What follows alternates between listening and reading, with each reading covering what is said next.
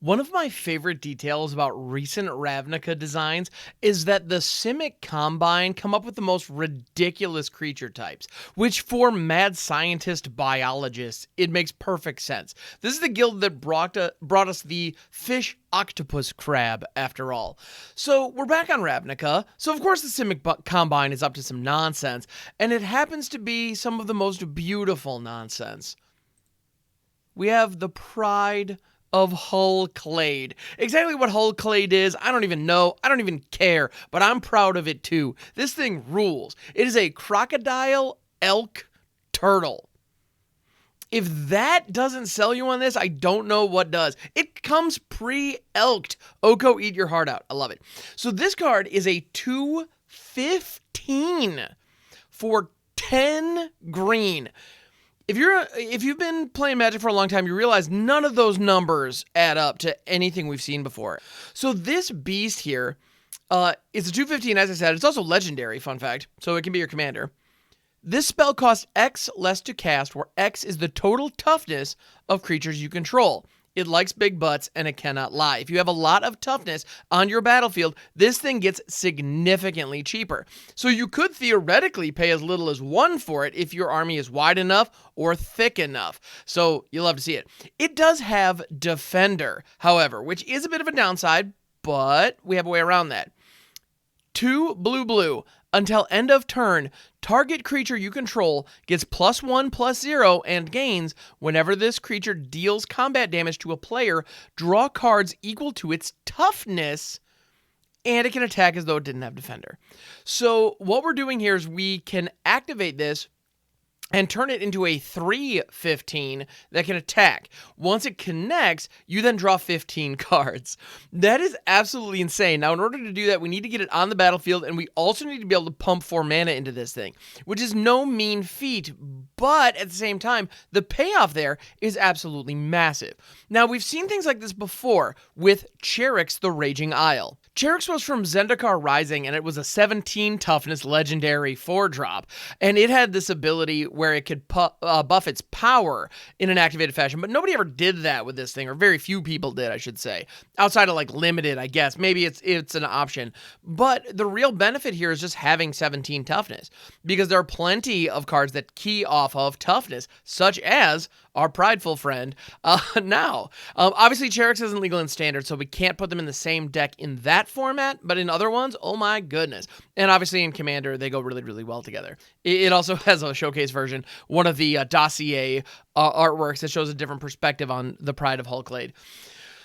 So once we have these large toughness creatures, what do we do with them? If we're trying to build this in Standard, we're going to have to go back a little ways and find the last time that we had a toughness-matter set, which was Innistrad Crimson Vow. We have cards like Ancient Lumberknot, as well as Catapult Fodder, which are awesome pieces that care about toughness, either dealing damage based, well, actually, both of these deal damage based on toughness in one way or another. In the case of the Ancient Lumberknot, creatures just assign combat damage based on their toughness. And so the Pride of Hull Clade itself only needs to activate its ability to strip its defender. If we have other ways to allow defenders to attack, then great, we're off to the races and life is good. So this is awesome. We also have Bedrock Tortoise, which just came out in Lost Caverns of Ixalan. This thing, also fantastic. 0/6 for 3 and a green. As long as it's your turn, creatures you control have hexproof. Dope.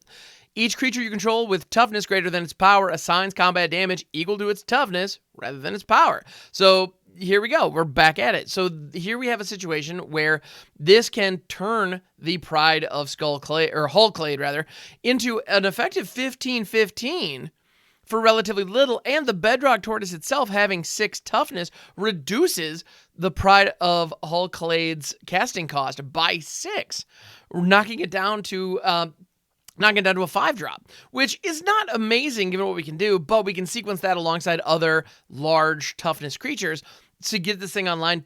The other thing we can do with this that I really want to point out, that activated ability on the Pride itself can be done at instant speed.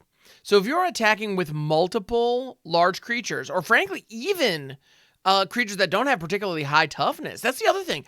We need to take a look at this and think, oh man, I can draw 15, I can draw 20 cards off this if I use it right, oh my goodness. And yeah, those situations are fun, and of course we want to do that.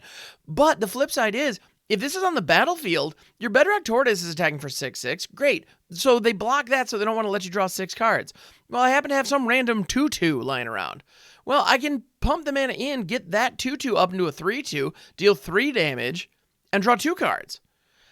I just spent a 4-mana activation and I drew 2 cards. Drawing cards is awesome. It's always worth it. And in this kind of a deck where we're already using the Pride itself alongside Bedrock Tortoise and some other things, the creatures that we have lying around are not going to be 2/2s. We have things like the Ancient Lumberknot, which is a 1/4, so that all of a sudden we'd be drawing 4 cards off of that. We have Catapult Fodder, which is a 1/5, for 3, by the way. So this also fits in there beautifully, and this has the added benefit of ultimately turning into the Catapult Captain, which has 6 toughness. And it can also fling things based on their toughness. So all of a sudden we can fling the Pride into our opponent's face to deal 15 damage. Sure, we're not drawing cards after that, but come on, the game's probably over. So I think that kind of a synergy could be incredibly powerful and it's going to be super fun to build around. So I gotta say, I'm super jazzed to see the Pride of Hull Clade showing up in Standard because we have these synergies available. Now, if you're building this in Commander, either as the Commander or as a support card in the 99, there's a ton of stuff you can do. Honestly, find an Arcades Grand Strategist deck list or EDH rec page and just find anything that's in these colors. Boom, you did it. Yeah. This looks dope. So if you enjoy these kind of deep dives, please subscribe down below. And when you're down there, go ahead and click the like and the bell. Do all the YouTube things. I really appreciate it.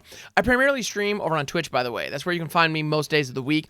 Twitch.tv/hamhux42. We're doing all kinds of fun, janky brews, trying to bring kind of that casual Commander mindset into Arena, into Standard, and even into Timeless. We've been doing a lot of... Actually, we play just about every format on that client, and it's all about having fun and finding janky tech that can put a smile on our faces and hopefully give our opponents moments that they won't soon forget. Win or lose.